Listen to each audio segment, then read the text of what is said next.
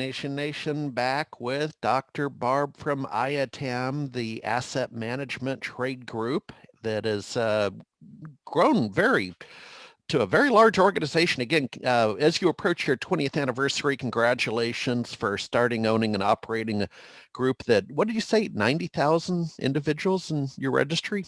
Yeah, we're getting close to that. Yeah, no, that's yeah, those are big numbers.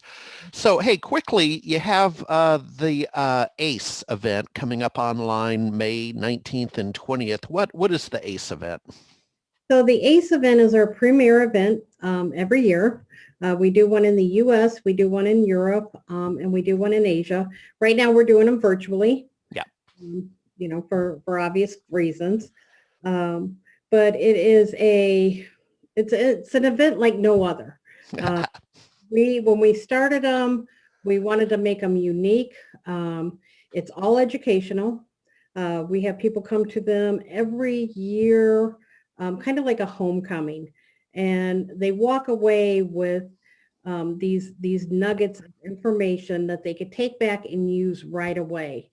And the value that they take out of these and the ROI that they get from these is just exceptional. We hear from our members every year what they've gotten out of these. And the one thing is, I'm not alone. Yeah. It's a common theme through this. I'm not alone anymore. So it's a place that they could talk with other asset managers that understand what they're going through. They can share ideas. They can share complicated issues that they're having and get solutions. Yeah. Yeah. We have the best kickoff. I'm sorry. We have the best kickoff party of any conference ever. Well, I was going to say, you said it's strictly educational, but the rumors are that it's also fun. So I've heard that before. And I'm looking forward to attending not only the May 19th and 20th online one. I've been meaning to for years, forgive me. Just got a little busy there for a decade or two. And then you have scheduled a live event in July or in Nashville, October. Yes. Okay. And we do keep the kickoff fun, and we do keep other things fun. One thing I do believe is you can retain more if you're having if it's a more relaxed environment. Yeah. And we also bring vendors and practitioners together in a non I don't want to use the word hostile, but a non confrontational environment, because a lot of times it's we all have something to gain from each other. So we keep it educational. Yeah, I get it. Light. We keep it fun, and everybody learns from each other. And there's so much good that comes out of these conferences for both sides. So, it's just a win-win for everybody. Yeah, it's interesting you're talking about that dynamic between the vendors and the attendees. I've heard it described a couple of ways in our event model over the literally decades. Early on, had a contractor helping me, and I didn't completely buy into his hostility, but he said, vendors pollute conferences. and I understood what he was trying to say. And then Dr. Barb, we used to have a pre-day for vendors, like in the afternoon, to help educate them to relate to the SMB managed service provider, MSP, kind of, to meet them on their own terms. And then we even had a thing, and it was a little bit tongue in cheek, but it worked. We called the floor, the trade show floor, the petting zoo.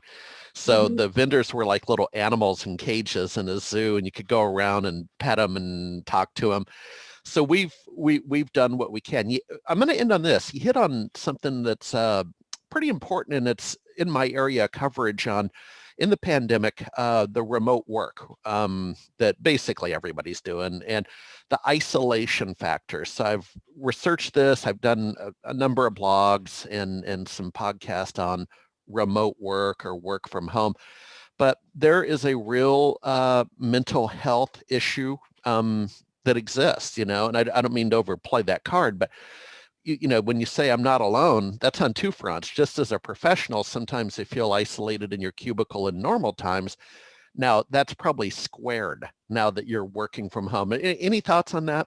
Oh, absolutely. Absolutely. We talk to our members all the time, and they are feeling it, and they can't wait for the in-person events to start happening again. And it's all over the world. Yeah. Because they do feel alone. They do feel the isolation that's happening because of COVID. It's so hard on everybody. Uh, us in IT asset management, because they don't understand our business as it is, and then to be put in a work at home situation. We did a lot of, at the beginning of COVID, we gave away over 1,000 CMAM certifications, just to help with the transition to work at home, to help companies out there. And we did a video out on our website, and I suggest everybody go out and really look at that video, because it really shows the impact that IT asset managers have and can have during this pandemic, because they really are the superheroes for business Yeah. during this pandemic. Because if it wasn't for them, you think of other pandemics in the past, we didn't have the luxury of work at home.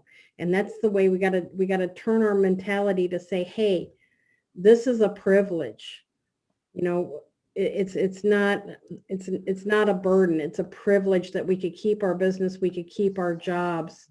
Um, we are at home, but we're able to be at home, and we're able to keep working. And if you turn that thinking that way, I think it really helps. And IT asset managers can really be the heroes and make that happen for companies, whether you're a small business or a large business. And if they need help doing it, all they got to do is call us. All right, so we're talking the online ACE conference, May 19th and 20th. And folks, it's a unusual spelling for the domain name. I had to type it twice even today. IAITAM.org.